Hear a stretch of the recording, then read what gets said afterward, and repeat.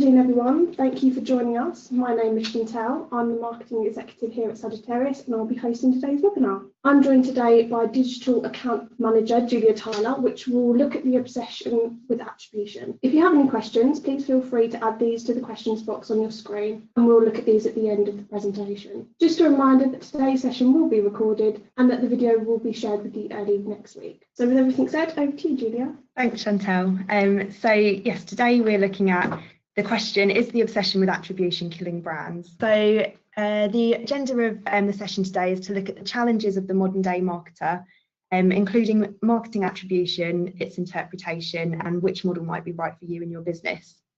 We'll also be looking at the relevance of brand building and why it's the #1 thing you should be investing in, and how to structure digital marketing activity for success. There's also some, I hope, helpful tips at the end for educating non-marketing stakeholders. I read recently that the average tenure of CMOs in the UK is just 18 months. And this got me wondering what the challenges facing today's marketers are and why this decline in tenure has come about. Conversations with a number of marketers revealed several common themes. Firstly, customer journeys are more fragmented than ever before. There's more and more channels via which you can reach your audiences, and with more channels comes an explosion of data to analyse, interpret, and translate into something meaningful for your business. With all of the additional things that you have to look at today, it's ironic that budgets have actually remained static. It's still only about 1 to 2% of total profit that gets reinvested into marketing. There's, it seems, an ever-increasing interest at board level in what marketing's doing, and with that comes really demanding ROI targets, but a lack of understanding around what marketing fundamentally does and what it means.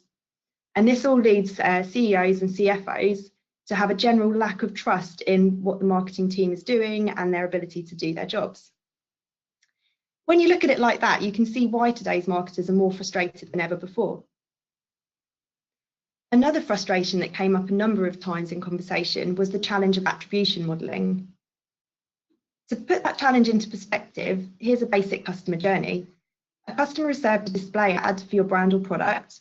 They've then clicked on the social media ad that you've served them and open an email that you've sent before finally going to Google, searching for your product and making their purchase.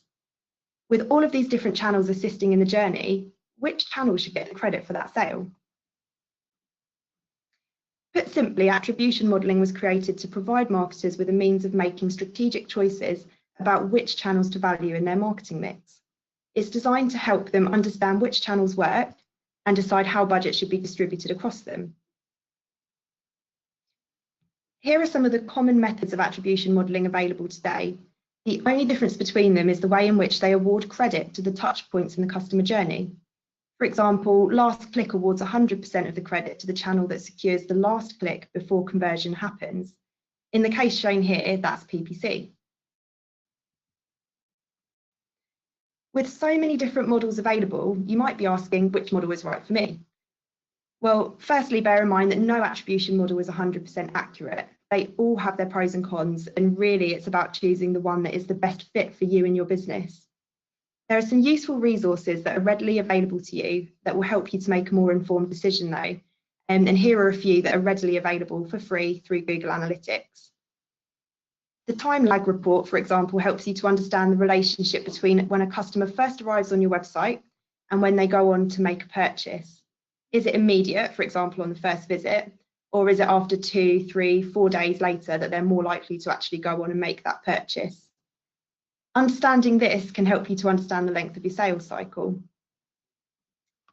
The path length report, on the other hand, shows you the number of channel interactions that resulted in the most conversions. This is useful as, for example, knowing that more conversions occur after at least 4 channel interactions can help you to build out your channel strategy. And linked to this, the assisted conversion report can help you to identify which channels are best at supporting conversions and driving customers towards the point of sale. Using these insights together, you can now better understand the optimum number of channels to use, which channels they should be, and how long your average sales cycle is. Once you've got those insights at your fingertips, you can then come back to the models and better assess which is the closest fit for you. So to give a little bit of context on this, last click as an attribution model tells you which channels are helping you to close the deal or make the sale. First click helps you to understand which channels are generating prospects for your business. First and last click is when you want to understand both of the above in context together, so which channels are generating prospects and which are closing sales. Linear is really good for providing a better picture of what each channel is contributing to the final sale. This can be a useful sense check if you're using a first or last click attribution model and considering axing a channel from your strategy. Looking at attribution through the lens of a different model is always a good idea, as it can help you to see hidden value that otherwise you might have passed by. Time decay is generally good for businesses with a long sales cycle, if you're looking to understand which channels work hardest to tip leads from the nurture phase into the purchase phase. And position-based is great for those whose instinct is to place most value on the first and last clicks in the customer journey, but don't want to discount all the other contributing channels in between. Now, I did mention earlier that no attribution model is 100% accurate, so there are some common problems that we tend to see. First of all is the adoption or the default adoption of last click attribution modelling. If you haven't really taken steps to put an attribution model in place, this can almost be sort of the unconscious decision to make. If you've got a multi-channel campaign running, you're possibly looking at each of the channels in silo and asking how many conversions has that channel contributed to the performance of this campaign. This is where we start to see businesses wrongfully undervaluing top of funnel and brand building channels. Choosing an attribution model with little or no data analysis first is also a common pitfall, and hopefully some of the reports and resources that I've provided in today's webinar will help you to avoid falling into that trap. Taking attribution as gospel is also something to be wary of. Attribution modelling provides a gauge for the effectiveness of acquisition, but less so for retention. This means it isn't great for tracking incremental return on investment or lifetime value straight out the box. With this in mind, I'd advise treating it with caution, and decisions concerning the reallocation of investment should always be carefully considered. Combine this with offline marketing that isn't measurable by the same attribution methods, plus the role of brand equity, which we know is significant in influencing purchase decisions, you'll start to see why attribution modelling is far from an exact science. A byproduct of the obsession with attribution is a trend of short-termism, which is single channel activations replacing long-term integrated campaigns. Where integrated campaigns do run, they tend to be focused more on product rather than brand, as short-term attribution can't always prove ROI in this area. Combined, this is giving rise to a wealth of low-impact, fragmented, diluted brand messages. It's all too easy to become obsessed with dissecting the performance of small-scale, short-term activity, and without ever realising it, lose sight of where the big impact is really made. And that's in brand building. So what role does brand building really have to play in the success of a marketing strategy? If I showed you this very specific shade of purple, what does it put you in mind of? Cadbury didn't sell for $19.5 billion simply because of its product portfolio, factories, or any other tangible assets that they had. The most valuable thing about Cadbury, and the reason it sold for the fortune that it did, was the brand. To really see success, long-term investment in your brand has to be a top priority. A strong brand creates what's known as the halo effect, where the association of a product with that brand positively impacts sales. With this in mind, a good guide when budget planning is to invest a 60% split into brand building and 40% into tactical product-led activations. And I'm not the only person that thinks this is a winning formula. This recent study from the IPA investigated the balancing of long and short-term marketing strategies and evidences that the 60-40 split delivers maximum effectiveness in terms of sales. And Direct Line Group have also adopted a similar sort of strategy, investing 50% of their budget on long-term brand building, supported by slightly sort of shorter-term tactical activations. They've also taken a long-term approach to the analysis of their investment. So rather than looking regularly at the performance and the ROI of their strategy, they're looking at that through a longer-term lens and accepting that brand building takes more time to show a return. They've also integrated online with offline and framed all of that around the consumer funnel. Looking through the lens of a long-term analysis, they also took an approach of optimizing that funnel based on the weak spots and didn't just stop at the final conversion. They've measured customer satisfaction post-purchase via a net promoter score as well to make sure that they're looking after repeat business as part of that process too. And combined, this has generated an estimated £46 million profit to the home and motor insurance businesses, which I think anyone would agree is absolutely significant. So it struck me as ironic that actually at the IPA Effectiveness Awards last month, this campaign won Best New Learning. This isn't new thinking at all, it's old thinking that's come full circle again. So successful is this approach that the SEO industry is even getting behind it. Search Engine Journal were recently quoted as emphasising that there's virtually nothing else you should be focusing on in 2018 besides building a brand. Why is that? It's simple really, because the halo effect of investing in long-term brand building stretches all the way to organic search too. The conversion rate of brand search terms is double that of non-brand search terms on average. It goes without saying that better brand awareness, therefore, will deliver more of your highest converting searches. These are customers with really high intent after all. So how do you bring all of this information together to structure your marketing activity for success? I'd probably start by dusting off those old marketing textbooks and bringing back the funnel. Splitting the funnel into phases by awareness raising, prospecting and converting channels, you can better plan a successful strategy.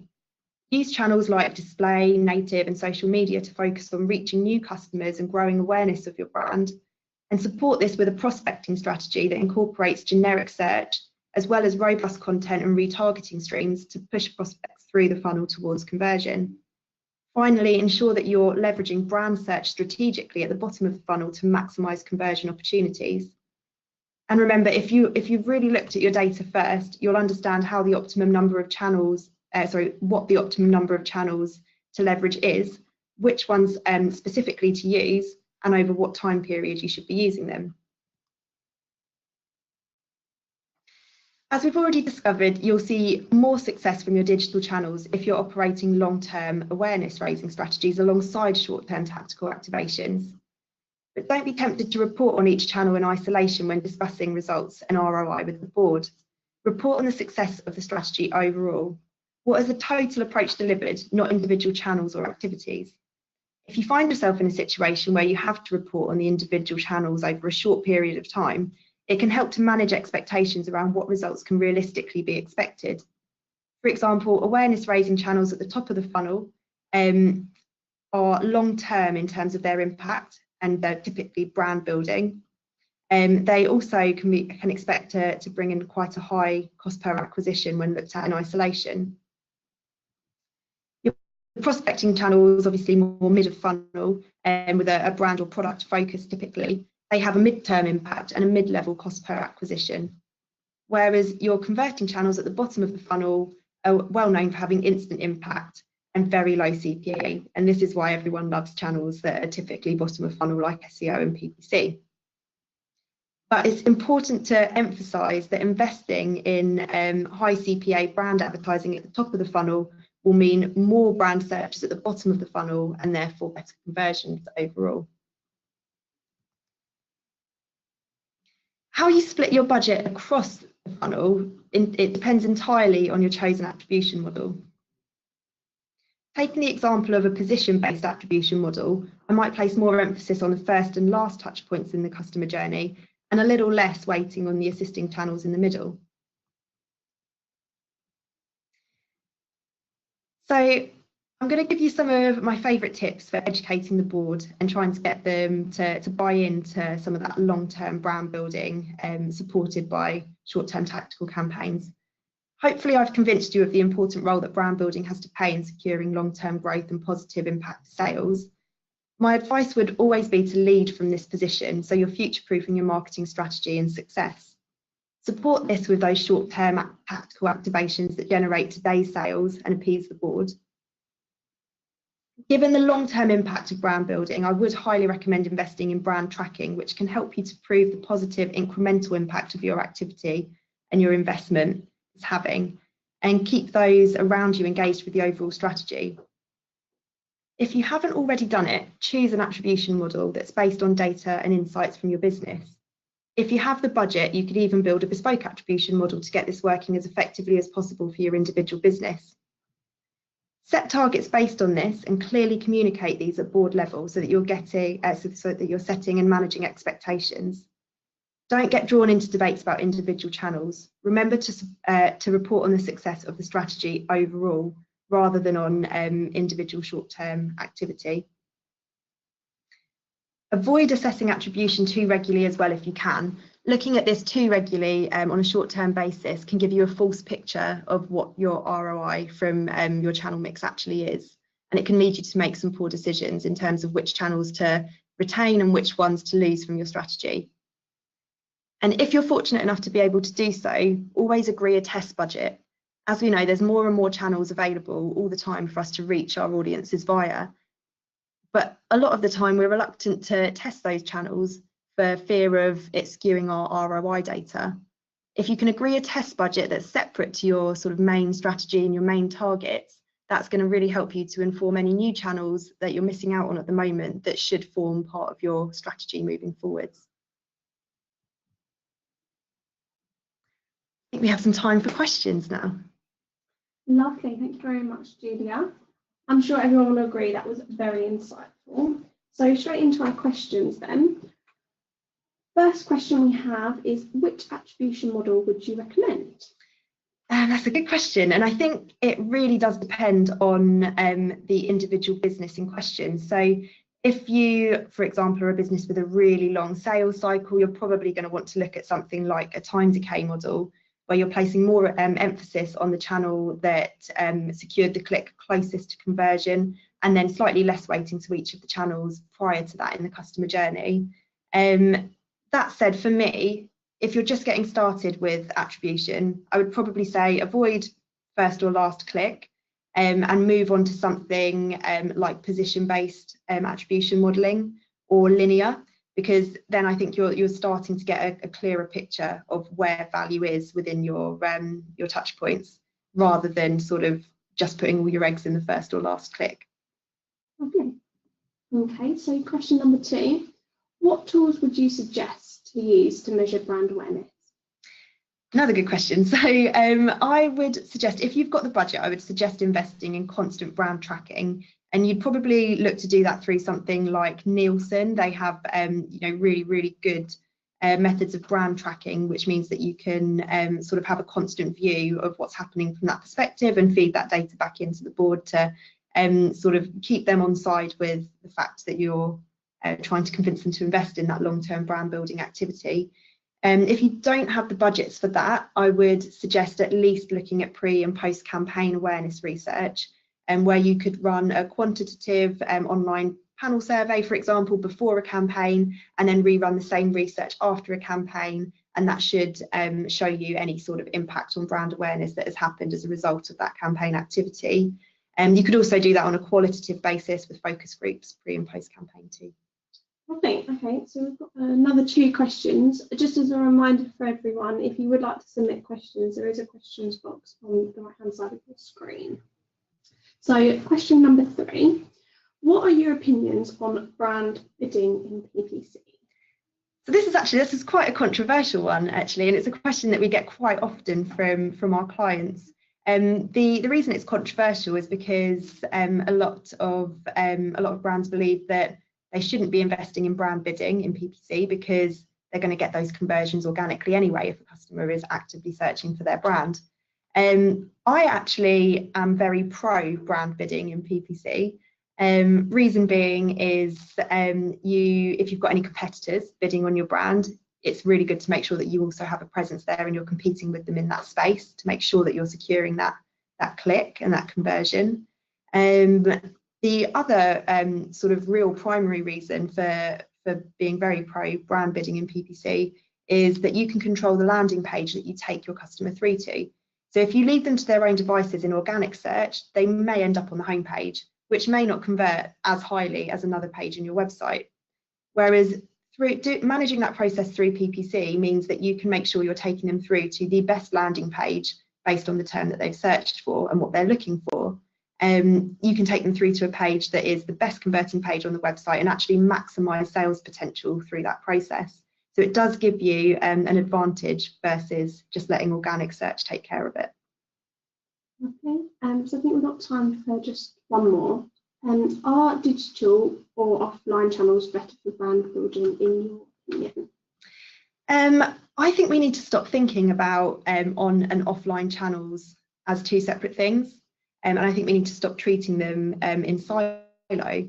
So essentially we have a broad spectrum of channels. Some of those happen to be offline, some of those happen to be online, but our customers move across all of those. So for me, really, the best approach is to integrate online with offline. But in terms of brand building, I think it's also important not to forget about the impact of those traditional broadcast channels. So particularly if you're a consumer brand, things like TV, radio, as well as integrating digital channels into that mix as well, can have a really good impact in terms of creating the right sort of brand recall and getting that emotional connection with the audience in question. Okay, well that's all we have time for today. So thank you very much, Julia, for joining us as today's presenter, and thank you everyone that has joined today.